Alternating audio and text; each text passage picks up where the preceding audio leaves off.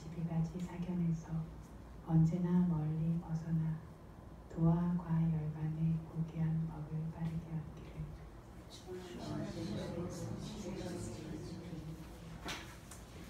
나무 따사 바가와뚜 아라하뚜 삼마 삼부타사. 나무 따사 바가와뚜 아라하뚜 삼마 삼부타사. 나무 따사 바가와뚜 아라하뚜 삼마 삼부타사. 나모 따사 바가와뚜 아라하뚜 삼마 삼부타사. 부탕 사라낭 가차미. 부탕 사라낭 가차미. 담망 사라낭 가차미. 담망 사라낭 가차미. 상강 사라낭 가차미. 상강 사라낭 가차미. 두띠얌피 부탕 사라낭 가차미.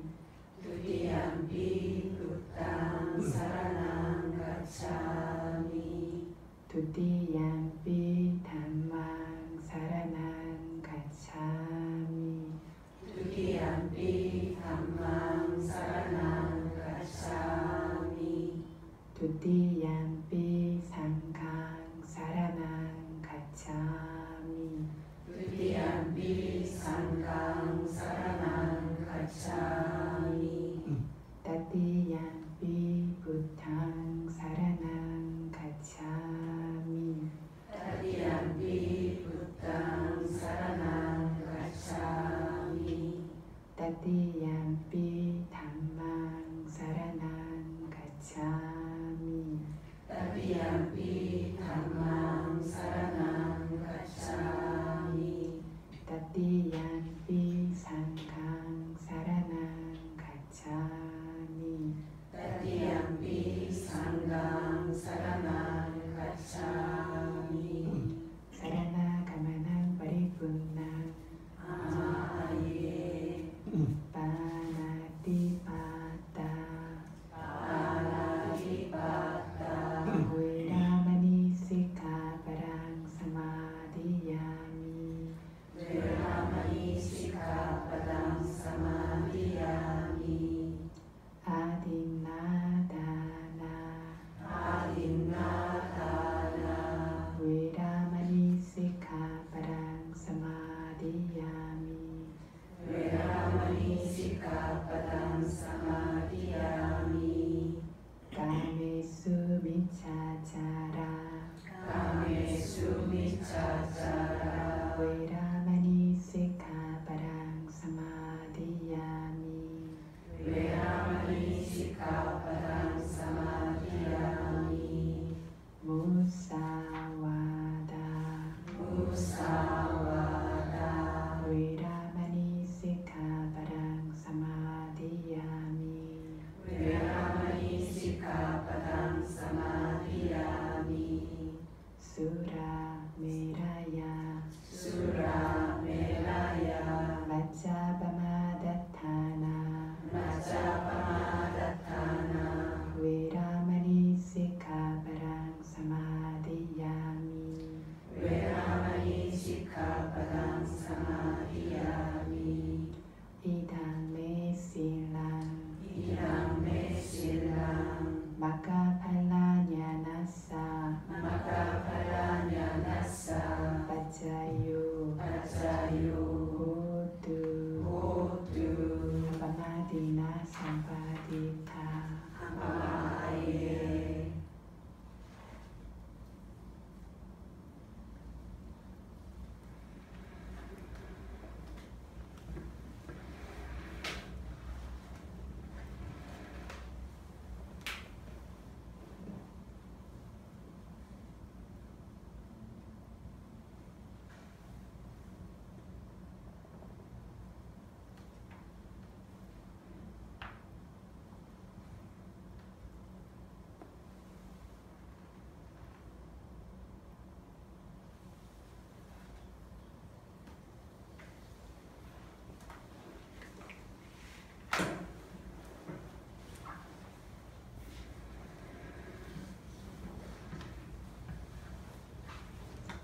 네, 저희 오늘 오랜만에 전기법회 다시 하게 되었습니다.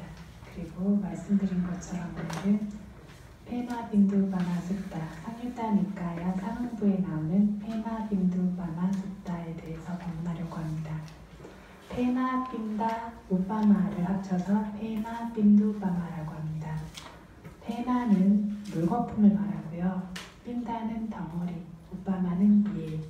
그래서 물거품 덩어리의 예의 경이라는 뜻이 됩니다. 그래서 물거품 덩어리의 예의 경이라고 하는데 이것은 결국 부처님께서 오온을 비유해 두신 경입니다. 그래서 어떠한 이런 부처님께서 해두신 비유는 그렇구나 하는 그냥 비유가 아니라 그 하나하나가 비유되어지는 조건과 그 비유하는 것들이 정확하게 일치하면서 실제로 저희가 수행 안에서 볼 때에도 비슷한 양상으로 드러나는 것들을 볼 수 있는 굉장히 실질적인 비유입니다. 이 전체 경의 내용들을 이렇게 잘 정리해가지고 그것들을 나눠드릴 만큼 제가 좀 시간이 없어서 마지막에 개송 부분만 정리해서 프린트물로 나눠드렸습니다. 그래서 앞부분의 경전의 내용은 제가 그냥 간단히 소개를 드리겠습니다. 부처님께서 한때 아유자라고 하는 도시에 계셨습니다.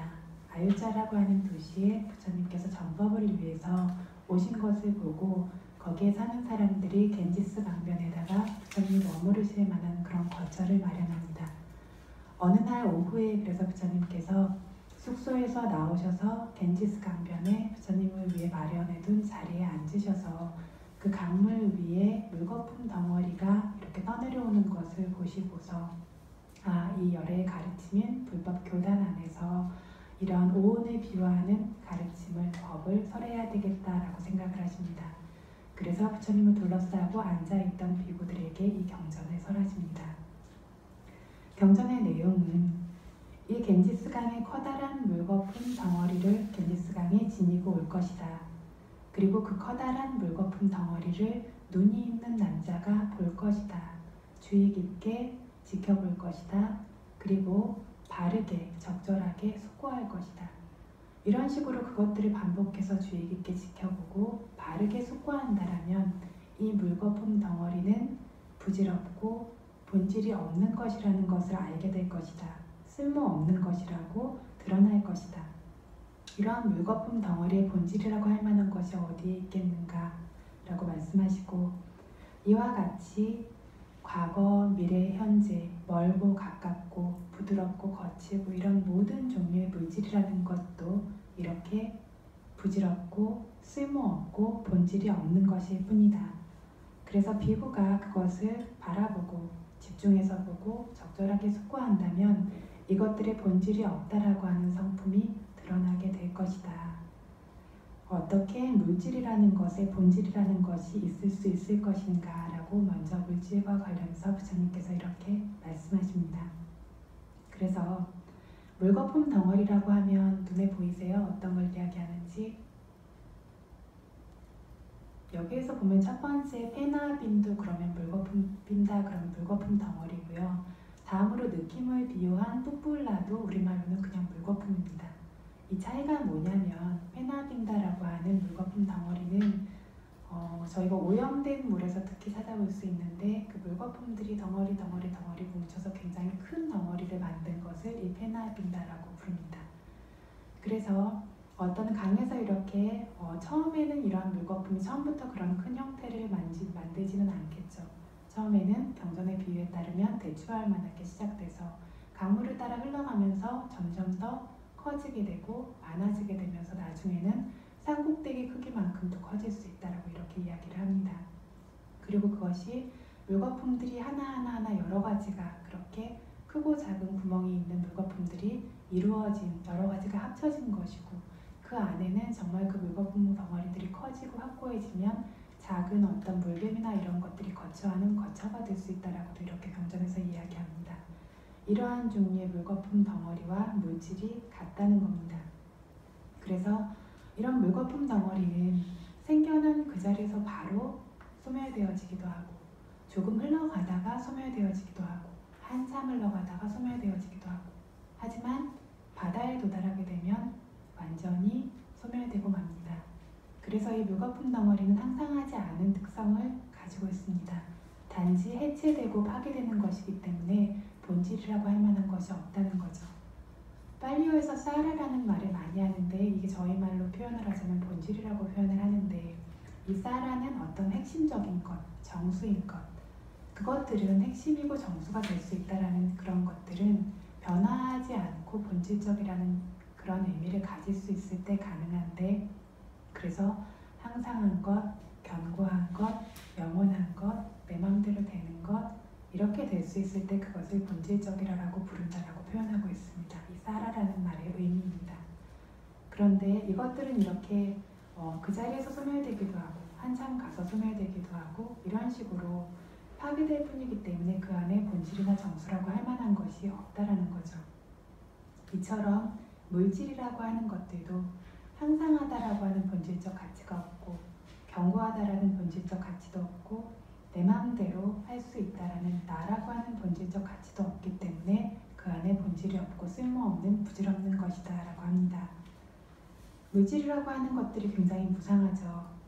그리고 우리가 주인이라고 생각하는 혹은 그 물질 안에 머무르고 있는 거주자라고 생각하는 혹은 행위자라고 생각하는 그게 뭐죠? 자아죠. 그게 우리가 인식하고 있는 자아죠. 그런데 그렇게 자아라고 할 만한 것이 있고 그 자아의 바람을 따라주냐면 그렇지 않죠. 물질은 물질 마음대로 존재하고 싶은 만큼 존재하다가 소멸되는 것일 뿐입니다. 이것을 하나하나를 비유를 하고 있어요. 그래서 물거품 덩어리나 이런 것들로서 우리가 그걸 가져다가 뭐 그릇을 만들자, 뭐 잔을 만들자, 컵을 만들자 한다고 할 수가 없죠. 들고 올 수도 없고 가지고 와서 원하는 것을 할 수도 없듯이 물질도 그러한 성품을 가지고 있습니다. 아까 대추 알만큼 작은 것에서 시작돼서 나중에는 산꼭대기만큼 커진다라고 했죠. 그런데 우리 물질도 처음에는 깔랄라라고 해요. 어머니 뱃속에 잉태되는 순간에 아주 작은 깔랄라라고 하는 맑은 기름과 같은 상태로 생겨납니다. 어느 정도로 작냐면 아주 맑은 기름을 우리가 바늘, 아주 작은 바늘 끝 위에다가 이렇게 찍어서 했을 때 바늘 끝 위에 머무르고 있는 기름을 육안으로 볼 수 있냐면 안 보이죠. 그 정도의 크기로 잉태되었을 때 물질이 생겨난다고 합니다. 그렇게 작게 생겨나지만 이것들이 점점 더 자라나게 되죠. 시간이 지나면서 점점 더 자라나고 커져서 어떻게 그러니까 사람만큼 커지기도 하고 코끼리만큼 커지기도 하고 바닷속에 있는 굉장히 큰 물고기나 거북이처럼 그렇게 커지기도 하고 이렇게 점점 커지는 것이 물거품 덩어리가 성장하는 것과 비슷한 것이라고 합니다. 이러한 방식으로 커지고 이렇게 크고 작은 구멍들 안에 여러 겹으로 연결되어진 그 수많은 물거품 덩어리 안에 작은 어떤 동물들이나 벌레들이나 이런 것들이 그 안에 들어가서 거처할 수 있듯이 우리 몸 역시 수많은 벌레들의 거주지라고 하죠. 종류로는 80종류가 있다라고 경전에서는 분류를 합니다. 그래서 이 80종류의 벌레들이 태어나는 분만실이자 병들어서 아프면 이렇게 아플 때 입원해 있는 병실이자 또한 대소변을 보는 화장실이자 그리고 죽는 묘지가 다른 곳이 아니라 우리 몸이라는 겁니다. 그래서 하나의 큰 덩어리로 보이지만 많은 것들의 결합으로서 이루어져서 점점 더 커져 있는 것이 우리의 몸덩어리이고 그 안에 이렇게 수많은 다 많은 벌레와 같은 그런 것들이 거주하고 있는 그러한 덩어리라는 점에서 이런 물거품 덩어리와 물질이라고 하는 우리 몸이 같다라고 합니다. 이것이 이렇게 작은 것에서 점점 커졌듯이 물거품 덩어리가 그리고 생긴 것에서 바로 소멸되거나 조금 가서 소멸되거나 한참 후에 소멸되기도 하는 것처럼 우리 몸이라고 하는 것도 아까 얘기한 깔랄라라고 하는 처음에 잉태되었을 때 가장 작은 형태에서 그대로 바로 사라지는 일도 많습니다. 그리고 조금 더 자라서 하루, 이틀, 일주일 안에 소멸되는 경우도 있고 뱃속에서 있는 동안에 소멸되는 경우 태어나서 얼마 안 돼서 그렇게 죽음을 겪는 경우 조금 한참 살다가 죽는 경우 이렇게 있는데 얼마나 오래 살든 인간의 정명이 100세일 때를 기준으로 한다면 100세를 넘어서지 못하고 100살이 되었을 때는 모두 다 멸하고 맙니다. 이렇게 조금 더 멀리 가냐 덜 가냐의 차이이지 생겨나서는 그리 오랜 기간 동안 머무르지 못하고 소멸하는 것이 물거품 덩어리와 물질과 같은 점이라고 합니다. 죽음의 문턱에 달하게 되면 반드시 산산조각 나고 만다라고 합니다. 그렇기 때문에 이렇게 무상하고 이렇게 항상하지 않고 견고하지 않고 우리의 의지를 따라주지 않는 물질이라고 하는 것에 어떠한 정수나 본질도 없다라는 것을 볼 수 있어야 된다라고 부처님께서 말씀하신 겁니다. 두 번째 예입니다. 비구들이여 예를 들면 사라다 기후는 우리나라로 보면 겨울입니다. 인도나 이렇게 더운 동남아 지역에서는 가장 좋은 기후입니다. 그런데 이러한 기후에 큰 비가 격렬하게 내리면 물에는 물거품이 생기기도 하고 사라지기도 한다. 그저 큰 비가 내리면 수면 위에 물거품들이 생겨났다가 바로 그 자리에서 사라지죠. 이렇게 생기기도 하고 사라지기도 하는데 그 물거품을 눈이 있는 남자가 육안도 있어야 되고요. 지혜의 눈도 있어야 되죠. 이 두 가지 눈을 가진 남자가 주의 깊게 반복적으로 바라보고 바르게 숙고한다라면 이것 안에 어떠한 정수도 없고 부질없고 쓸모없고 그리고 본질이 없다라는 것을 보게 될 것이다. 어떻게 이 물거품 안에 본질이라는 것이 있겠는가라고 부처님께서 말씀하셨습니다. 이와 같이 과거, 현재, 미래, 멀기도 하고 가깝기도 하고 내부, 외부 이 모든 느낌을 바라보고 주의 깊게 바라보고 그리고 바르게 숙고하는 비구에게도 이 느낌이 본질이 없고 정수가 없고 쓸모없는 것이라고 드러나게 된다. 어떻게 이 느낌이라는 것에 본질이 있을 수 있겠는가라고 부처님께서 말씀하셨습니다. 물거품이라고 하는 것들은 말 그대로 그 자리에서 생겨서 사라집니다. 힘이 없죠. 다음으로 소유되어질 수 없습니다. 그래서 본질이 없다라고 합니다. 이걸 가지고 무슨 자리를 만들거나 의자를 만들거나 침대를 만들거나 할 수 있냐면 할 수가 없습니다. 우리 마음대로 사용할 수도 없습니다. 힘이 없고 소유될 수 없고 항상하고 견고하다라고 취할 수도 없고 어떻게 그 물거품을 가져와서 취한다고 하더라도 우리의 목적에 맞게 우리가 쓰고 싶은 대로 쓸 수 없는 것들이 이것들의 본질입니다. 이렇게 소유될 수 없고 힘없고 약하고 항상하지 않다는 점에서 느낌과 물거품이 같습니다. 여기서 재밌는 거는 정신적인 현상과 물질적인 현상을 저희가 좀 비교를 해봤을 때 물질적인 현상이 그래도 정신적인 현상보다는 훨씬 길죠. 그 유지되는 기간이.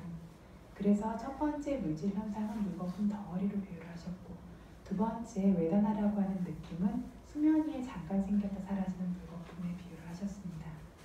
이렇게 약하고 소유될 수 없는 것이고 이런 것처럼 느낌도 물방울이 하나 떨어지게 되면 수면 위에 거기서 물거품이 생겨서는 바로 그 자리에서 사라지는 것처럼 느낌이라고 하는 것도 생기고 사라지고 생기고 사라지면서 오래 머무르지를 못합니다. 얼마나 길게 머무를까요? 네? 1초. 얼마나 길게 머무를 것 같으세요? 제가 예전에 마음의 수명에 대해서 예, 맞아요. 그래서 1초라고 이제 현대적으로는 저희가 그렇게 표현하는데 저는 뭐라고 말씀드렸냐면 눈 한 번 깜빡이는 혹은 손가락 이렇게 탁 튕기는 그 시간이니까 사실은 1초가 안 되죠. 그 기간 동안 정신현상들은 1조 개 이상이 생기고 사라집니다. 정신현상 중에는 느낌도 포함되어져 있죠. 그러니까 그렇게 손 한 번 튀기는 시간 안에 1초 이상이 생기고 사라지는 그렇게 짧은 기간 동안만 이 정신현상인 느낌이 생겨날 수 있는 겁니다. 이렇게 오래 머무르지 못하고 그 순간에 소멸되어진다. 게다가 이 물거품이 생기려고 하면 4가지 조건이 필요합니다. 어떤 조건이 필요할까요?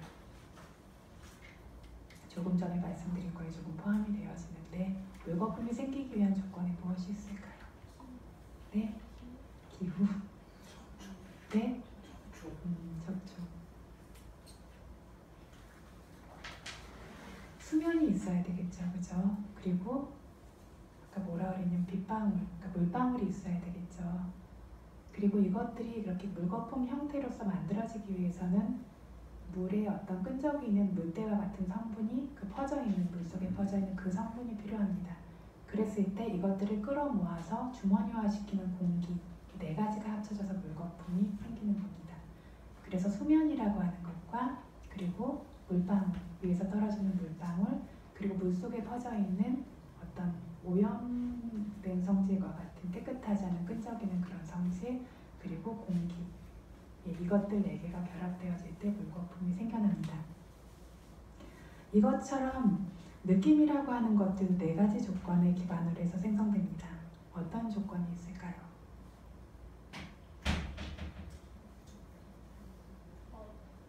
네? 영양소.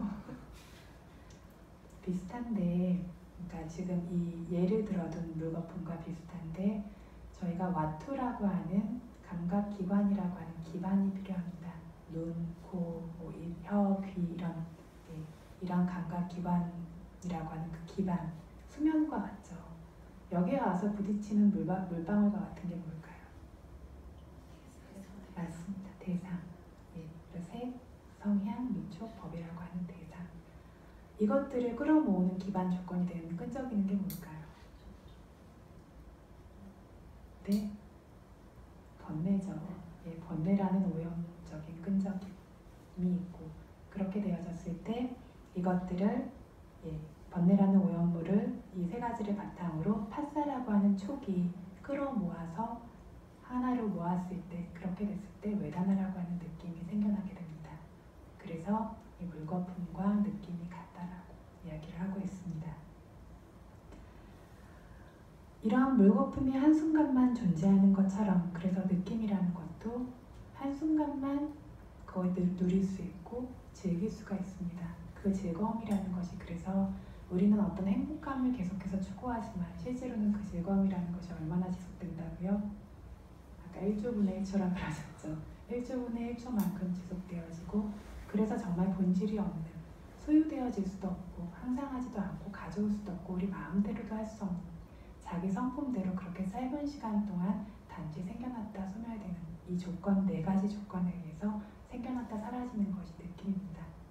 그럼에도 불구하고 삶에서도 끝없이 좋은 느낌을 찾으려고 하고, 심지어 거기서 벗어나고자 해서 수행을 할 때에도 수행하면서 끊임없이 좋은 느낌을 찾죠. 고요한 느낌, 평온한 느낌, 집중되어지는 느낌, 이 모든 좋은 느낌을 계속해서 찾죠. 그래서 이 안에도 무엇이 있냐면 번뇌라고 하는 끈적거림이 있습니다. 느낌이라는 것은 아란이 되어도 남아있지만, 아란이 되어서 생기는 느낌들은 이전에 있었던 번뇌로 인해서 남아있는 어떤 감각기관과 대상과 이런 업의 결과로 남아있는 이러한 것들로 인해서 생겨나는 단순한 어떤 결과로서만 생겨나는 것들이지, 단순한 작용으로서만 생겨나는 것이지, 이러한 번뇌의 끈적임은 더 이상 존재하지 않고, 앞에서 생겼던 조건들이 끝이 나서 그 생이 다하게 되었을 때는 그래서 이러한 오운은 더 이상 짊어지지 않게 되죠. 그래서 어떠한 종류의 느낌도 항상하지 않고 내가 아니고 본질이 없고 정수가 없다라는 것, 굉장히 짧은 찰나에 생기고 사라지는 부질없는 것이라는 것, 이것들을 알 수 있어야 한다라고 부처님께서 설하신 겁니다. 3번째 산야입니다. 비구디리어 예를 들면 여름의 마지막 달 정오에 신기루가 일렁인다. 그 신기루를 눈이 있는 남자가 볼 것이다. 집중해서 볼 것이다. 적절하게 숙고할 것이다. 그렇게 지켜보는 동안 그 신기루는 그저 쓸모없는 것이라고, 부질없고 본질이 없는 것이라고 드러나게 될 것이다. 신기루와 같은 것에 어떻게 본질이 있을 수 있겠는가? 이와 같이 과거, 현재, 미래, 가깝고 멀리 있는 모든 종류의 지각에 대해서, 상에 대해서도, 산야죠. 여기에 대해서도 그것을 계속해서 바라보고 집중해서 보고 적절하게 숙고하는 비구에게 이것들이 쓸모없고 부질없고 본질 없는 것으로 그 비구에게 드러나게 된다. 어떻게 이러한 산야, 상의 본질이라는 것이 존재할 수 있겠는가라고 부처님께서 말씀하셨습니다. 신기루가 뭘까요? 그래서 여기에 뭐라 그랬냐면 여름의 마지막 달이라고 그랬어요. 그리고 정오라고 했어요. 가장 뜨거운 때를 지금 말하고 싶은 건데, 신기루는 그래서 뭘 말하냐면 아주 뜨거운 날 햇볕의 뜨거움으로 인해서 생겨난 어떤 그 햇볕의 뜨거움과 함께 생겨난 그런 광선과 같은 것이 지면에 떨어지게 될 때 밑에서 올라오는 공기의 어떤 강한 속력, 가속과 영향으로 인해서 거기서 마구 훼손하는 것과 같이 생겨나는 우리가 보통 원자, 분자, 입자라고 하는 그러한 종류의 형태로서 생겨나고 있는 뭐냐면 실질적으로는 4대 요소를 신기루라고 한다. 4대 요소의 무더기를 신기루라고 한다라고 경전에서 말하고 있습니다. 그래서 이것이 실제냐면 실제가 아니라 그런 뜨거운 온도와 그런 온도로 인해서 생겨나는 빛이 바닥에 떨어지게 되고 밑에서 올라오는 공기의 어떤 공기의 회전으로과 만나게 되어져서 생겨나고 있는 4대 요소의 무더기가 조금 더 관념적으로 보여졌을 때 여러 가지 크기의 입자로서 보여지는 그것이 바로 신기루라는 겁니다. 그래서 이것이 신기루인데 그러면 이 신기루를 소유할 수 있냐면 소유할 수도 없고 보통 신기루를 뭘 보냐면 강이 가득 차 있거나 호수가 가득 물로 차 있거나 이런 걸 보는데 마실 수도 없고 목욕할 수도 없고 컵에 물을 채울 수도 없이 그냥 환영처럼 존재하는 것이 신기루입니다. 이렇게 산야라고 하는 상도 소유되어질 수도 없고 본질도 없고 그것을 취해서 우리가 하고 싶은 대로 할 수도 없는 그러한 특성을 가지고 있습니다. 그리고 이 신기루는 아까 말한 것처럼 공기가 계속해서 회전하면서 생겨나기 때문에 계속해서 동요하는 것과 같이 보입니다. 그죠? 흔들리는 것처럼 이렇게 보이죠. 산야라고 하는 것들도 뭐 파란색, 초록색 뭐 어떤 것들로 사람들이 그걸 인지하기 위해서 계속해서 동요하게 만드는 것처럼 어떤 사람에게만 이런 동요가 일어나냐면 가래가 남아있는 사람에게 계속해서 어떤 식으로 대상을 지각하기 위해서 동요하고 있는 것과 같은 형태로 이렇게 산야라고 하는 상도 생겨납니다. 그리고 신기루가 사람들을 현혹시켜서 물이 가득한 강이다, 호수다 이렇게 말하게 하는 것처럼 산야도 현혹시켜서 이거는 푸른색이다, 이거는 항상하다, 항상하지 않은데 항상하다, 이거는 아름답다, 좋다, 나다 이런 식으로 말하게 만듭니다. 그래서 산야가 신기루가 사람을 현혹시키는 것처럼 이러한 산야상도 사람들을 현혹시킨다는 점에서 두 가지가 같다라고 합니다. 현혹시키는 건 어떤 사람을 현혹시키냐면 위팔라사라고 하는 왜곡이 있는 사람을 현혹시킵니다. 위팔라사라고 하는 왜곡에 대해서 얘기 드린 적이 있는데 기억하십니까? 왜곡에는 어떤 것들이 있죠? 몇 가지가 있죠? 그래서 왜곡에는 세 가지가 있다라고 했어요. 첫 번째 왜곡은 산야 위팔라사, 상의 왜곡. 이건 아라한에게도 남아있다라고 했습니다. 오는데 이렇게 뭐 파란색인데 파란색이 아닌 것처럼 보일 수도 있고 어떤 사람 이름이 기억이 안 날 수도 있고 잘못 사람 이름을 기억할 수도 있고 이런 식으로 이런 산야 위팔라사, 상의 왜곡은 아라한에게조차 생겨납니다. 두 번째는 견해의 왜곡도 맞는데 두 번째는 찌tta 위팔라사, 마음의 왜곡입니다. 마음의 왜곡은 뭐냐면 마음이 정상적인 상태가 아니라는 얘기인데 그 얘기는 뭐냐면 마음에 번뇌가 있다는 걸 말합니다. 그러면 이 찌tta 위팔라사라고 하는 마음의 왜곡은 언제가 되어 사라질까요? 아라한이 되어져야만 사라집니다.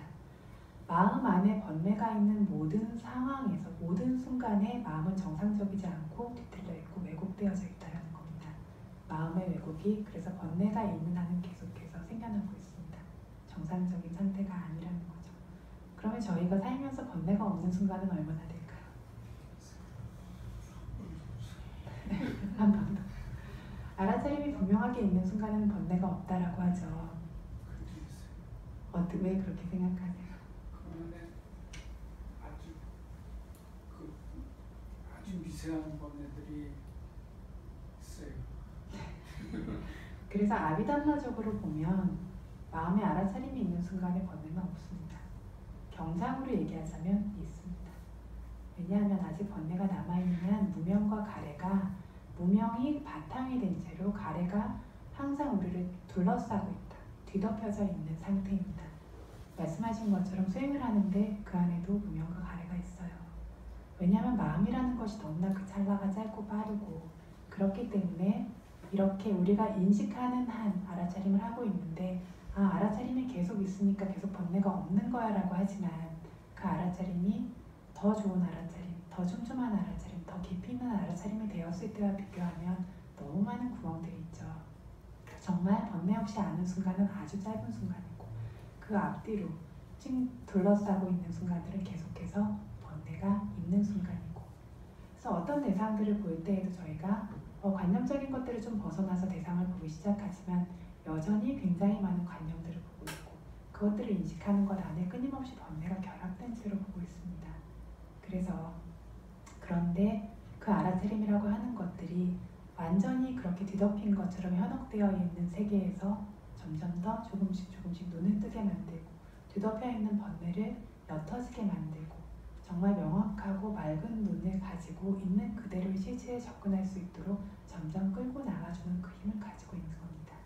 그렇게 해서 점점 벗어나겠지만 말씀하신 것처럼 경장에 따르면 번뇌라고 하는 것들은 아예 기반으로 계속해서 존재하고 있습니다. 아나함과 같은 분들은 얼마나 번뇌가 적겠어요, 그죠? 번뇌가 적어서 성냄도 더 이상 완전히 존재하지 않고 감각적인 가래가 완전히 존재하지 않는다라는 것은 굉장히 마음이 많이 고요하고 동요가 없고 번뇌로부터 벗어난 상태인데 그럼에도 기반이 되어지는 번뇌들이 깔려있기 때문에 또다시 윤회를 하게 되어지죠.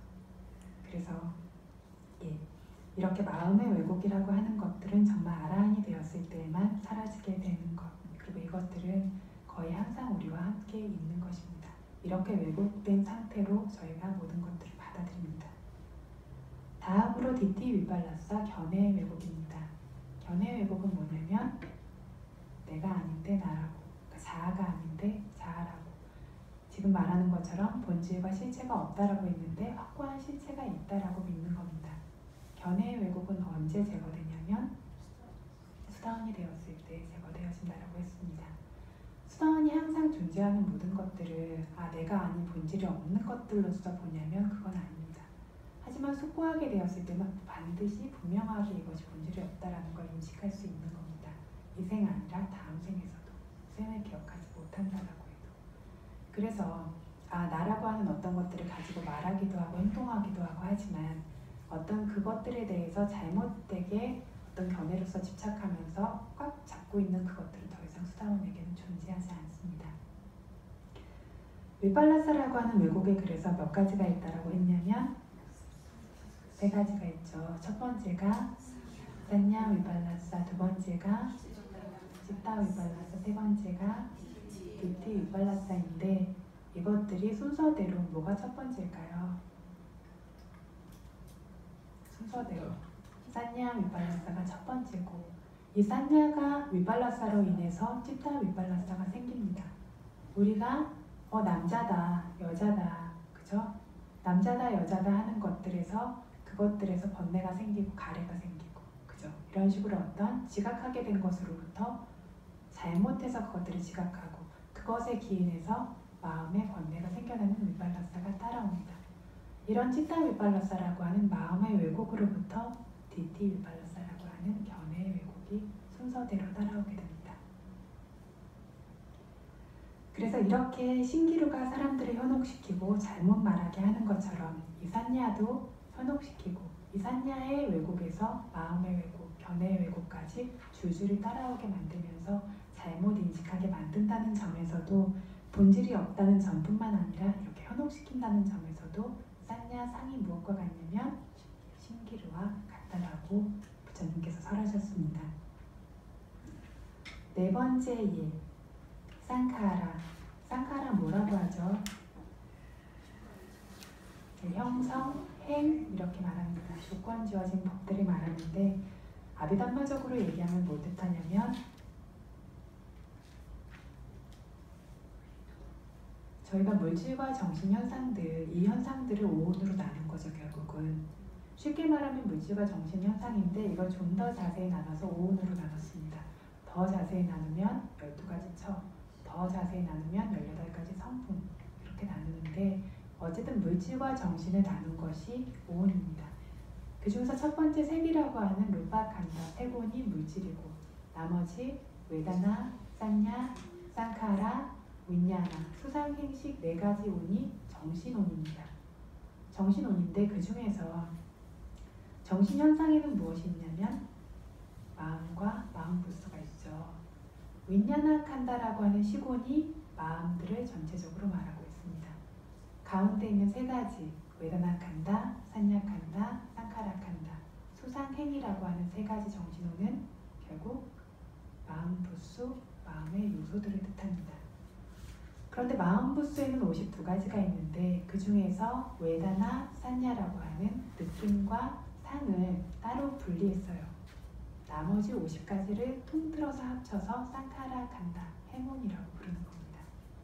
웨다나랑 산냐라고 하는 것들이 굉장히 중요하기 때문에 그것들이 특징지어서 나타나는 것들이 중요하기 때문에 2가지를 따로 이야기하고 나머지는 통틀어서 행운, 형성 짓는 것들이죠. 이것들의 형성이 있기 때문에 계속해서 어떤 조건 지어진 법들이 생겨나게 되어지죠. 그렇게 하는데 이 50가지를 저희가 보통은 뭘로써 우두머리로 삼아서 이야기하냐면 의도, 제다나, 그쵸? 의지를 가지고 이것들을 대상으로 삼아서 이야기를 합니다. 왜냐하면 제다나 의지라고 하는 성품 자체가 함께 관련 지어져 있는 법들, 즉 자기와 함께 있는 마음과 마음 부스들을 원하는 목적지로 막 끌고 가는 것처럼 그런 대장과 같은 역할을 합니다. 그렇기 때문에 상카라라고 하면 제다나 의지의 다른 이름이기도 합니다.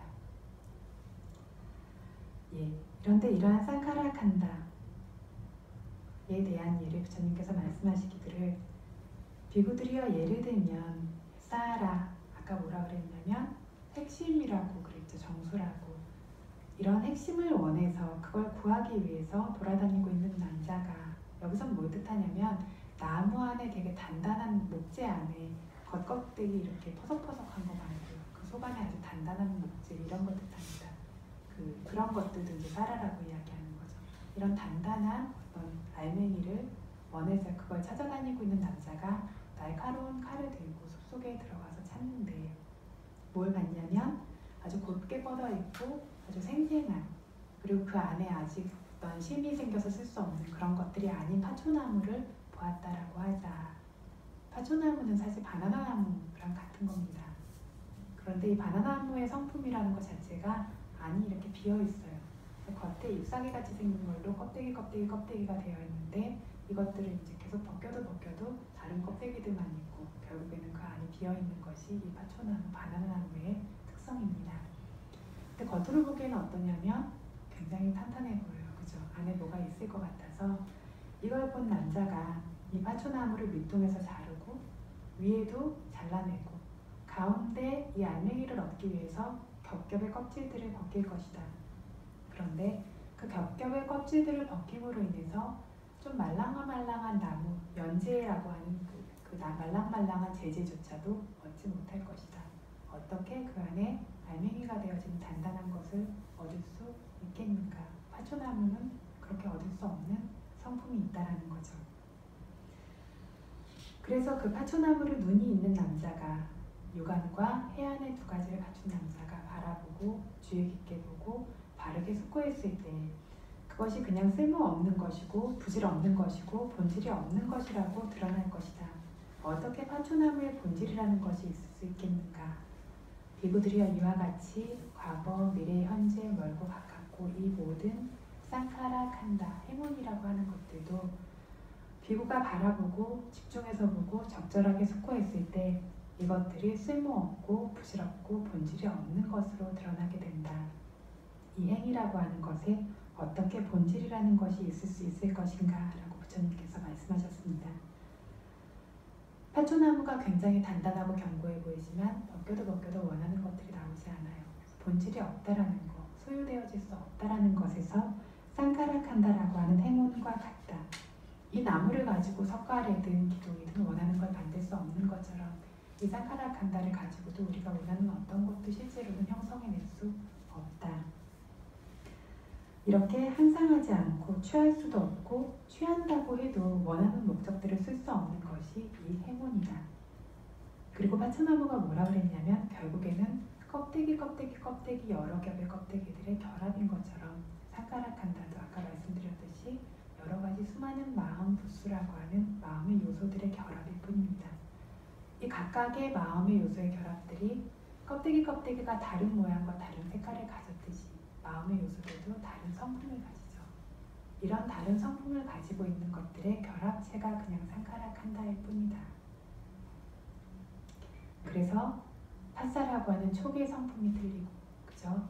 그리고 체다나라고 하는 의지의 성품이 틀리고, 마나시카라라고 하는 마음에 집어넣는 성품이 틀리고, 지위든드리아라고 하는 마음의 생명력이라는 성품이 틀리고, 각자의 성품을 가진 법들의 조합이 그냥 상카라칸다이고, 이것은 나도 아니고 본질도 없고 벗겨내도 이것을 아무리 우리가 뒤지고 찾고 뭔가 할 수 있을까 해봐도 이것으로 원하는 어떤 것도 할 수 없는 어떤 조건에 의해서 아주 짧은 찰나 동안 생겨나서는 사라지는 것일 뿐인 것이 이 행운이다. 그래서 파초나무와 같다라고 말씀하셨습니다. 마지막으로 윈야나 간다 시곤입니다. 부처님께서 비구들이여 예를 들면 마술사나 그 제자가 사거리에 있는 큰 길에서 마술을 보일 것이다. 그 마술을 눈이 있는 어떤 남자가 지켜보고 집중해서 보고 적절하게 숙고한다면, 적절하게 숙고하는 것을 경전에서 뭐라 그랬냐면 지혜로서 조사하는 거라고 표현하고 있어요. 앞에 것들도 마찬가지입니다. 지혜로서 그것들을 조사해 본다면 이 마술이 부질없는 것, 쓸모없는 것, 본질이 없는 것으로서 드러나게 될 것이다. 이 마술이라고 하는 것의 실질적인 실체가 본질이 어떻게 있을 수 있겠는가. 이처럼 어떤 비구가 과거, 현재, 미래, 아까 얘기한 것처럼 모든 종류의 의식이라고 하는 것들을 계속해서 바라보고 집중해서 그것들을 지켜보고 또한 지혜로서 바르게 조사하고 숙고해 본다면 여기에 어떠한 실체나 본질도 없다라는 것을 보게 될 것이다. 아무짝에도 쓸모가 없다라는 것을 보게 될 것이다. 어떻게 의식이라는 것에 본질이라는 것이 있을 수 있을 것인가 라고 말씀하셨습니다.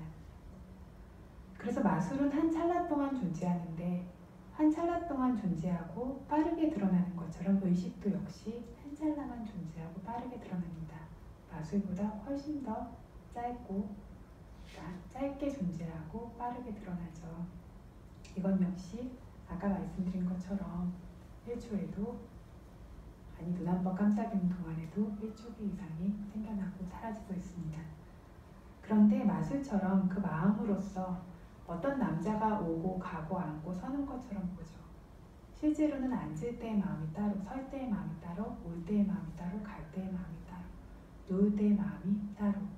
이것도 거칠게 얘기한 거고 실제로는 1초 안에도 수조 개의 마음이 다 따로따로 생겨나고 있는데 이 마음이 이것들이 그냥 한 남자가 오고 가고 서고 앉아있는 것처럼 그렇게 인식되어지는 것처럼 그 마술처럼 현혹을 시킨다라고 하는 겁니다. 그래서 이런 인식이라고 하는 것이 마술과 같다라고 이야기합니다.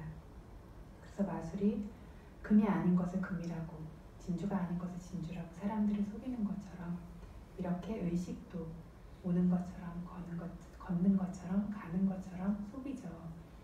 이게 손이 아니고 뭡니까? 이게 남자가 아니고 뭡니까? 이게 가는 게 아니고 뭡니까? 하지만 실제로 존재하는 것은 그 순간에 끊임없이 엄청나게 빠른 속도로 생겨나고 사라지고 있는 물질과 정신 현상만이 존재하고 있습니다. 그런데 그것이 과학으로도 따라잡을 수 있는 것이 아니고 오직 무엇을 통해서 따라잡을 수 있냐면 네? 그쵸, 지혜죠. 마음은 마음을 통해서만 따라잡을 수 있죠. 마음을 통해서만, 지혜를 통해서만 따라잡을 수 있고 지혜가 열리게 되어졌을 때 물질과 정신 현상들이 그 본질을 드러내게 됩니다. 그래서 이러한 의식의 속임수에서 벗어날 수 있게 되어집니다. 그래서 아까 근데 산냐도 속인다라고 하고 윈냐나라고 하는 의식도 속인다라고 했어요. 그죠? 산냐와 윈냐나가 둘 다 현혹시키고 속인다라는 의미에서 같지만 산냐의 속임은 조금 더 단순하고 영역이 좁다라고 말할 수 있습니다. 그래서 그냥 단순하게 지각하는 것이기 때문에 파란색이 아닌 것을 파란색이라고, 남자가 아닌 것을 남자라고, 물이 아닌 것을 물이라고 지각하는 정도에 한해 있고, 윈냐나라고 하는 의식의 속임은 조금 더 넓게 그러한 성품을 가지지 않은 것을 그러한 성품이라고, 훨씬 더 큰 영역에서 속일 수 있는 그러한 특성을 가지고 있는 차이 정도가 있습니다. 그래서 왜 이렇게 봐야 하냐면 실제로 이렇게 무상하고 본질이 없는 오온을 우리가 나라고 믿고 항상하다고 믿고 본질이 있다라고 믿기 때문에 여기에 대해서 계속해서 집착하고 새로운 업을 계속해서 만들어냅니다. 그런데 이렇게 부질없는 것으로 끝없이 생성되고 소멸되어지면서 확고하지 않고 소유될 수도 없고 어떻게도 할 수 없다라는 것을 끊임없이 보는 그런 견문이 있는 성인 제자는, 견문에는 몇 가지가 있다고 그랬죠? 두 가지가 있는데, 한 가지는 경전적인 견문, 두 번째는 실질적인 깨달음이라고 하는 견문입니다. 지혜로서 실제로 보는 견문. 여기서는 지혜로서 실제로 보는 것들을 말하겠죠. 이렇게 이것들을 오온을 부질없는 것으로 계속해서 보고 있는 성인 제자는 이 물질에도 염호감을 느끼고 지긋지긋함을 느끼는 거죠. 더 이상 좋아하지 않아요. 그 얘기는 뭐냐면 가래가 떨어져 나간다는 얘기죠. 물질에도 염호감을 느끼고 느낌, 상, 행, 그리고 시까지 이 오온 모두의 염호감을 느끼고, 염호감을 느끼니까 조금 전 말한 것처럼 가래와 집착이 떨어져 나가게 됩니다. 가래와 집착이 떨어져 나가게 되면 뭐가 따라오냐면 해방이 생깁니다. 해탈이라고 하죠. 번뇌로부터 벗어나게 됩니다. 번뇌를 계속해서 번뇌가 될 만한 조건으로 붙들고 있기 때문에 계속해서 묶여 있는데 가래가 떨어져 나가서 놓으니까 해탈이 생깁니다. 니바나라는 말이 결국에는 가래에서 벗어나는 거라고 그랬죠. 가래에서 벗어나는 것이 그리고 바로 번뇌로부터의 해방입니다. 이런 식으로 벗어나게 되고 번뇌로부터 벗어난 것을 아는 지혜도 생겨나게 되고, 이러한 방식으로 더 이상 해야 할 일이 없는 때까지 가게 됩니다. 더 이상 해야 할 일이 없다는 것은 더 이상 제거해야 될 번뇌가 없고 더 이상 벗어나야 될 번뇌가 없다는 것. 이러한 방식으로 이 오온이 본질이 없고 무상하다라는 것을 끊임없이 보는 사람은 점점 더 벗어나서 모든 번뇌에서 벗어날 수 있는 아라한의 도화가를 말하고 싶은 거죠. 거기에까지 도달할 수 있게 된다라고 부처님께서 말씀하신 겁니다. 그리고 이 전체를 이제 정리하셔서 개송을 덧붙여서 설하셨습니다. 그게 여러분께 지금 나눠드린 개송입니다.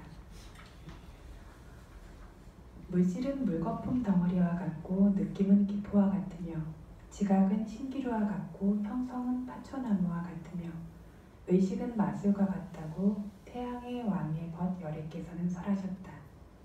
어떤 지혜로우니 그 오온을 적절하게 보고 있는 그대로 바르게 집중해서 보며 적절하게 지혜로 숙고하니 그에게 오온은 쓸모없는 것, 부질없는 것으로 드러난다. 이 몸덩어리를 가지고 돼지와 같은 지혜에 부탁해서 설하셨으니 세 가지 법들의 소멸로 인해 버려진 몸을 보라. 목숨, 온기, 의식이라는 이 세 가지 법, 언젠가 이 몸을 버리고 갈 때 이 몸은 버려져서 벌레와 구더기들의 먹이 되어 누워있으리. 이 몸은 이러한 성품이 있으며 의식오는 어리석은 이들을 헛소리하게 만드는 마술이다. 이 몸은 살인자라 불리며 이 안에 어떠한 본질도 존재하지 않는다. 강력한 노력이 있는 비구는 낮에도 또 밤에도 바르게 보는 지혜와 기억하는 알아차림이 있어 이렇게 오온들을 숙고해야 한다. 죽음이 없는 열반을 바라는 이는 모든 결박을 버려야 한다. 자신의 기반 의지처를 만들어야 한다. 머리가 불타오르고 있는 이처럼 수행해야 한다라고 부처님께서 개송으로 설하셨습니다. 그래서 물질은 물거품 덩어리처럼 부질없고 느낌은 수면 위의 물거품 같은 기포와 같으며 지각은 신기루와 같고 형성은 파초나무와 같으며 의식은 마술과 같다고 열애께서 설하셨다. 태양의 왕의 벗이라고 경전에 나와 있어요. 이게 발열은 아디짜 반도인데요. 아디짜는 태양의 왕이고 반도는 벗이라는 뜻인데, 그 이유가 이 태양의 왕이 예전에 인간계에 있을 때 고따마 혈통이었고 부처님께서도 고따마 혈통이시잖아요. 거기다 이 태양과 연관돼서 그걸 지키는 천신, 태양신이라고 하는데 그 천신이 수다원이라고 해요. 어찌 보면 부처님의 아들인 거죠. 부처님의 법을 듣고 수다원이 되었기 때문에. 그래서 이제 벗이라고 이렇게 표현한 이유가 그러한 이유에서 나옵니다. 그래서 태양의 왕의 벗이라는 것이 아디짜 반도라고 하면 부처님을 부르는 다른 이름입니다. 이러한 열애께서 설하셨다. 어떤 지혜로운 사람이 그 오온을 적절하게 보고, 즉 지혜롭게 지혜로서 조사하고 있는 그대로 드러나도록 바르게 집중해서 보고 적절하게 지혜로 숙고하니 그 사람에게 이 오는 쓸모없는 것, 부질없는 것으로 드러나게 된다. 이 몸덩이를 이유로 해서 부처님께서 설하셨다. 어떤 부처님이냐면 돼지와 같은 지혜의 부처님께서 설하셨다. 빨리어로 부리빠냐라는 말인데 돼지와 같은 지혜를 지닌 붓다라는 뜻도 있고 번뇌라는 적을 제압할 수 있는 지혜를 가진 붓다라는 뜻도 있고 돼지처럼 섬세하고 거대하고 광활하고 많은 지혜를 가진 부처님이라는 뜻도 있습니다. 이러한 부처님께서 설하셨는데 뭐라고 설하셨냐면 세 가지 법들의 소멸로 인해 버려진 몸을 보라. 어떤 세 가지 법이냐면 목숨, 온기, 의식. 이것들이 소멸되게 됐을 때 우리가 그걸 죽음이라고 부릅니다. 이래서 이 세 가지 법이 소멸됨으로써 이것들이 언젠가 이 몸을 버리고 갈 때 이 몸은 버려져서 벌레와 구더기들의 먹이가 되어서 누워있을 것이다. 목숨이라고 하는 것은 생명력을 뜻합니다. 생명력에는 두 종류가 있어요. 정신적인 생명력과 물질적인 생명력. 정신적으로도 어떤 정신현상들이 계속해서 생겨날 수 있도록 하는 정신적인 생명력이 있고 물질적으로도 그냥 있으면 썩겠죠. 사람이 목숨이 없으면 썩는데 그렇게 되지 않도록 계속해서 생생하게 있을 수 있도록 하는 그런 생명력이라는 물질 현상이 있는데 이것들이 사라지게 됐을 때 두 번째로 온기, 이는 까마자대조를 뜻합니다. 업으로 생겨나는 열, 업을 조건으로 인해서 생겨나는 어떤 열의 형태 이것들도 사라졌을 때 사람이 죽었을 때 온기가 사라지죠. 그리고 세 번째 의식, 이 세 가지가 사라진 것을 죽음이라고 하는데 이 세 가지 법이 이 몸덩어리를 언젠가 버리고 가게 됐을 때 이 몸은 버려진 채로 더 이상 마음도 없고 의지의 부추김도 없이 독수리나 벌레나 구더기의 먹이가 된 채로 그렇게 버려져서 누워있게 될 것이다. 이 몸뚱이가 가게 되어질 언젠가 도달하게 되어질 결과입니다. 이렇게 되어질 것이고 이 몸, 여기서 몸이라고 말하는데 결국에는 몸만 말하는 게 아니라 몸과 마음을 같이 말해요. 이 물질과 정신 현상이라고 하는 이 법들의 과정, 뭐죠? 우리가 나라고 믿고 있는 이 몸뚱이가 뭐냐면 물질과 정신 현상들의 과정입니다. 물질과 정신의 어떤 각각의 성품을 지닌 법들이 하나의 과정으로 끊임없이 생멸되고 있는 것을 나라고 내 몸이라고 믿고 있습니다. 이러한 과정들은 이러한 성품이 있어요. 어떤 성품이냐면 묘지에 도달할 때까지 죽게 만드는 끊임없이 소멸되게 만드는 성품을 지니고 있는 게 바로 이 물질과 정신 현상이라는 과정이다.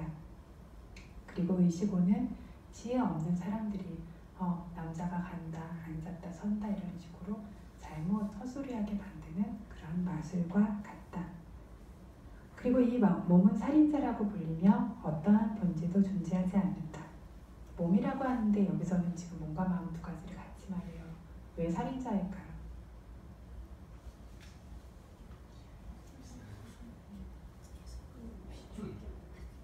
맞아요. 그래서 이제 두 가지 이유로 경전에서는 이야기를 하고 있는데 서로 죽이기 때문에 이 서로가 누구냐면 물질과 정신 현상들이 서로 죽이는 것과 같기 때문에 뭐냐면 4대 요소도 뭐라 그랬냐면 항상 함께 생겨나고 사라진다 그랬죠. 물질 현상들도 함께 생기고 사라지고 정신 현상들도 함께 생기고 사라지죠. 흑의 요소가 생겼다가 사라지면 나머지 물의 요소, 공기 요소 이것들을 다 데리고 같이 사라집니다. 혼자 사라지는 게 아니라 마치 죽이는 것과 같다는 거죠. 물의 요소와 같은 것들도 마찬가지로 혼자만 사라지는 게 아니라 다른 걸 끌고 사라집니다. 이런 물질론이 소멸될 때 물질 무더기만 소멸되냐면 아니죠. 이 물질을 의지해서 생겨나는 어떤 처가 되어지는 것들 혹은 대상이 되어지는 이런 그런 그것들을 대상으로 잡는 혹은 그 처 위에 생겨나는 정신혼들을 함께 데리고 사라지죠. 그래서 물질혼만 사라지는 것이 아니라 물질혼이 소멸될 땐 정신혼도 소멸시키는 것과 같기 때문에 서로가 서로를 죽이는 것 같다. 정신혼들도 한 정신혼들 함께 생겨난 정신혼들은 함께 소멸되죠. 느낌이 사라지면서 상과 같은 것들을 죽이는 것 같고 상이 사라지면서 그 외에 남은 것들을 죽이는 것과 같고 그래서 서로 계속해서 파괴시키고 죽이는 것과 같기 때문에 살인자와 같다.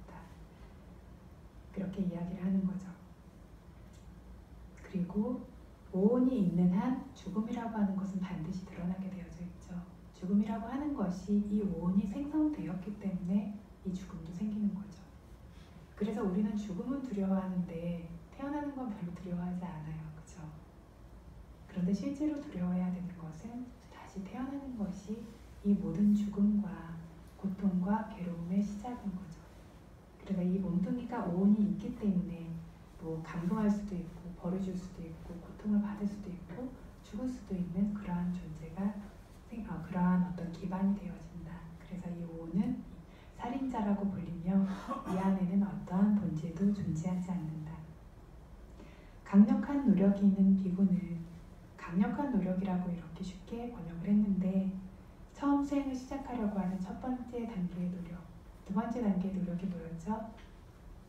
요즘 법문 들으시는 분들 나오는 것 같던데 예, 어려움을 극복하는 뭔가 그게 졸림이 됐던 게으름이 됐던 통증이 됐든 아니면 하기 싫은 마음이 됐든 그런 어떤 것들이 생겼을 때 아니면 현실에서 어떤 장애가 됐든 이거를 하나를 뛰어넘어가지고 마음을 끌어올려서 할 수 있는 그런 종류의 노력이 두 번째 노력이고 이 노력은 뒤까지도 꽤 뒷부분까지도 계속 있어야 되겠죠. 하기 싫고 힘들고 어렵고 이 모든 것들을 극복하는 노력들. 그래서 어떤 때가 되어지면 노력이 꽤 많이 부족되어져서 노력이 저절로 있습니다. 굳이 내가 노력하려고 하지 않아도 이미 개발되어진 노력이 수행을 끌고 가요. 편안하게 갈 수 있는데 그때에는 그런 노력이 필요 없냐면 이때에도 섬세하게 단계 점점 개발되어져야 되는 노력이 있습니다. 그래서 이렇게 세 가지 종류의 노력으로 구족된 것을 강력한 노력이 있는 거라고 말합니다.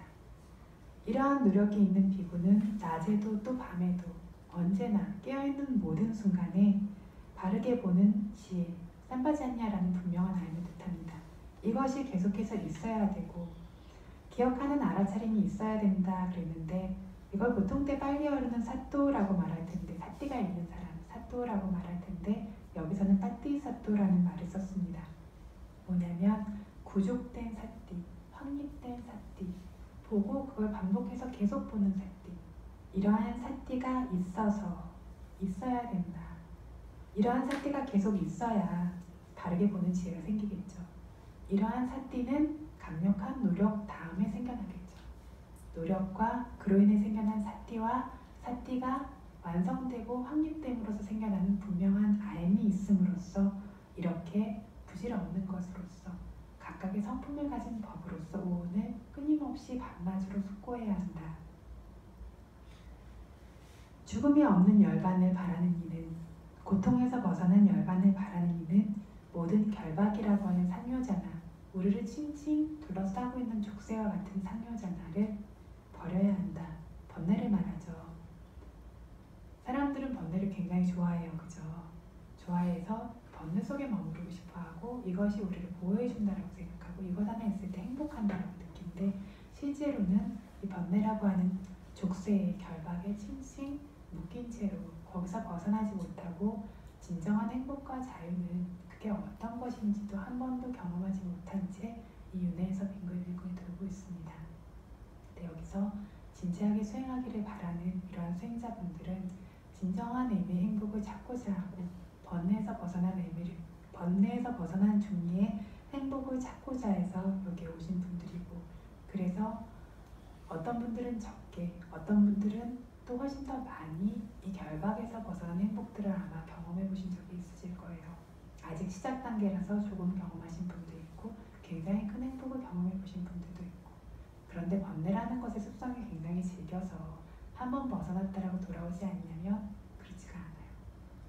수가원의 도화과를 얻기 전까지 그 번뇌는 언제나 다시 생겨날 수 있고 그러다 보니까 너무나 좋은 것들을 법의 맛을 보고 경험해서 확신을 가졌는데도 일상으로 돌아가고 번뇌 속에 묻혀서 살면 처음에는 그것이 두렵고 훨씬 더 좋은 것들이 있는데 라고 하지만 어떤 때에는 그 번뇌의 때가 점점 묻게 되어지고 더 번뇌의 족쇄가 점점 무거워지게 되면 다시 번뇌의 중력을 따라가면서 일상으로 침잠되어져서 그 속에 있는 것들이 더 편한 것처럼 마음을 내는 것이 어려운 것처럼 이렇게 느껴지게 됩니다.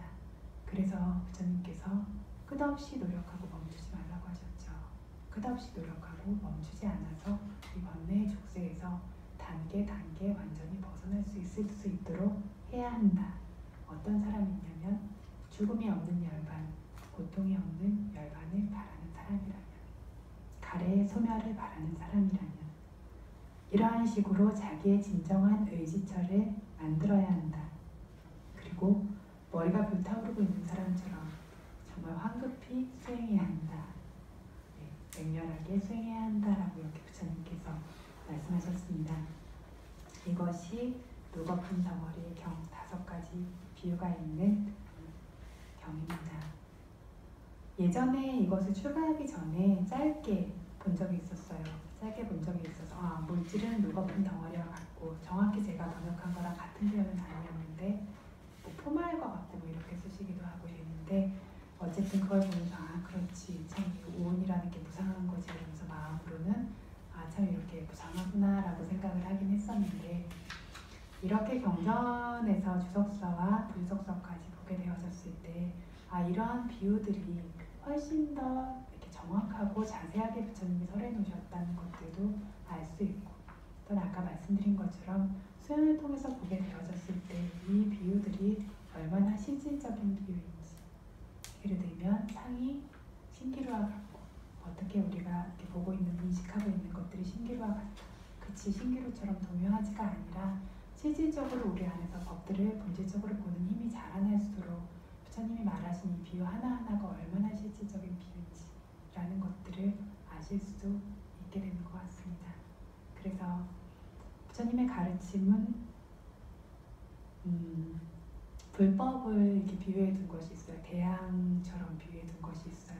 그래서 바다가 보면 해변에서 서서히 깊어지고 어떤 사람은 그 못에서만 돌아다니다 나오고, 어떤 사람은 좀 더 깊이 가고, 어떤 사람은 아주 깊은 바다까지 나가는 것처럼 부처님 가르침도 끝없이 깊은 가르침인데, 그것이 서서히 어떤 보시 정도로 만족하는 분들도 계시고, 계율을 지키는 분도 계시고, 수행을 하는 분도 있고, 수행도 선정 수행을 하는 분도 있고, 더 나아가서 위파사나 수행을 하는 분도 있고, 위파사나 수행도 기본적인 어떤 지혜를 얻으면서 이게 물질이구나, 정신이구나 이렇게 보시는 분이 있냐 하면, 이것들 하나의 성품을 점점 더 깊이 있게 보는, 각각이 갈 수 있는 그것들이 단계 따라서 다르고, 가깝게 가는 사람과 멀리 가는 사람들이 다르다는 거죠.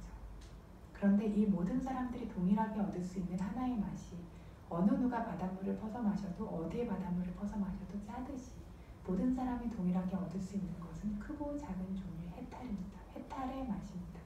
불법이 줄 수 있는 유일한 맛이 그래서 해탈의 맛입니다. 무엇으로부터 해탈이냐면 번뇌로부터 해탈. 보시도 그래서 번뇌를 끊는 길이고, 내 안에 탐욕을 없애죠. 상대에 대한 미움과 이런 성냄을 없애죠. 이것들을 지니고 있는 것이 나를 위해서 좋은 것이다 라고 생각하는 어리석음을 없애죠. 업과 업의 결과를 알 수 있고, 보시라고 하는 것도 번뇌에서 벗어나는, 인색함을 끊어내고 질투를 끊어내고 그러한 결과를 가지고 있고, 계율을 지키는 것도 마찬가지입니다. 그래서 계율을 지키는 것도, 보시를 하는 것도, 심지어 수행을 하는 것도 사람의 수준에 따라서 틀려요. 수준이 낮은 사람일수록 두려움 때문입니다. 이걸 하지 않으면 더 이렇게 좁게는 사람들이 나쁘게 생각하겠지, 혹은 복을 못 받겠지, 계율을 지키지 않으면 좋지 않은 불선업의 결과가 생겨나겠지, 이런 식으로 두려움 때문에 하지만, 지혜가 점점 더 성숙되어지고 마음이 성숙되어질수록 이 업과 업의 결과를 분명하게 아는 지혜로서 어떤 두려움이 아니라 그 이로움을 알고 그 이로움을 실천하는 쪽으로서 마음이 변화하게 됩니다. 그래서 계율을 지킬 때에도 이거 안 지키면 자학도에 떨어지니까, 이거 안 지키면 벌 받으니까, 이런 것이 아니라 이것을 지킴으로 인해서 내 안의 번뇌를 끊어낼 수 있고, 이것을 지킴으로 인해서 다른 이에게 피해를 주지 않고 다른 이를 보호할 수 있고, 좀 더 발전적인 측면으로 그것들이 생겨나죠. 그래서 이러한 식으로 계율을 지키는 건 역시 마음의 번뇌에서 벗어나는 길이고, 해탈의 맛을 가지고 옵니다. 근데 아직 작죠. 결과도 작고 해탈의 맛도 굉장히 작고. 사마타 수행을 하거나 위파사나 수행의 초기에 집중이 생겨나게 되어졌을 때 역시 어떤 마음의 집중으로 인해 생기는 마음의 청정함, 그로 인해 생기는 기쁨이 있어요. 그렇죠? 마음이 청정해지고 대상에 모이기만 해도 뭐가 생기냐면 삐띠가 생기죠. 그러한 기쁨이 있어요. 번뇌로부터 좀 멀어져서 생기는 기쁨입니다. 이건 역시 이건 역시 하나의 해탈의 맛입니다. 근데 그 맛이 여전히 약합니다.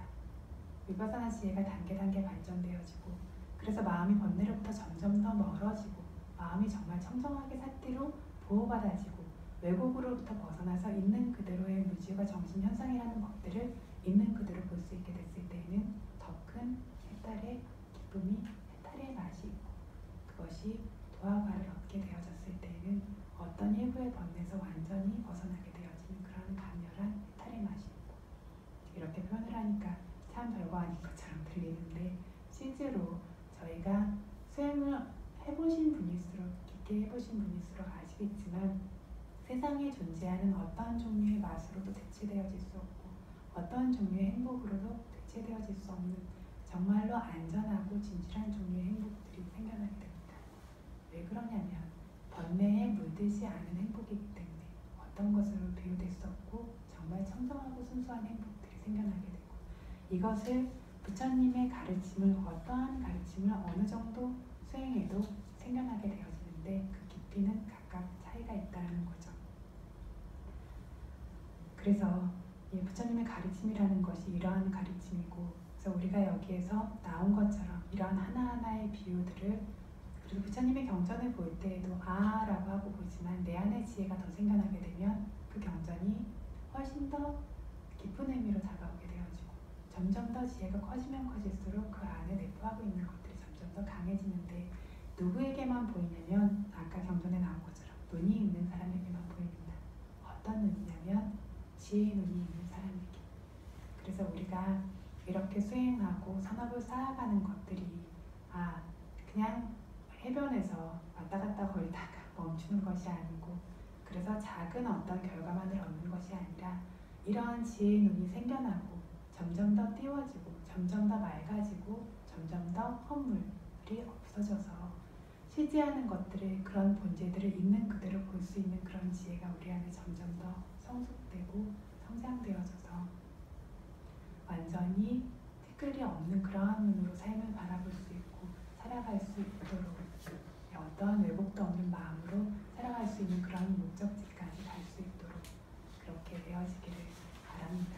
그래서 항상 말씀드리는 것처럼 그것들을 가로막는 것 자체가 어와라나 니와라나서 장애 요소인데 장애 요소라고 하는 것들이 사실은 이렇게 한순간 존재하고 사라지는 별로 힘이 없는 것들입니다. 그런데 우리가 그것들이 묶여있는 그 어떤 집착 때문에 이것들이 힘을 가지죠. 이 힘을 가지기 때문에 여기서 벗어나지 못하고 이 밑에 이 지배 속에서 계속해서 살고 있기 때문에 해탈의 기쁨을 누리지 못합니다. 그런데 용기 있게 계속해서 앞으로 나아가고 그리고 이러한 힘들을 이 영역을 계속해서 깰 수 있다는 그러한 믿음을 가지고 계속해서 우리가 수행해 나가고 이걸 발전시킴으로 인해서 그러한 영역들을 하나하나 벗어나고 그러한 번뇌의 장애 요소로부터 점점 더 벗어나서 완전히 자유로울 수 있는 그러한 삶을 살 수 있기를 바라면서 오늘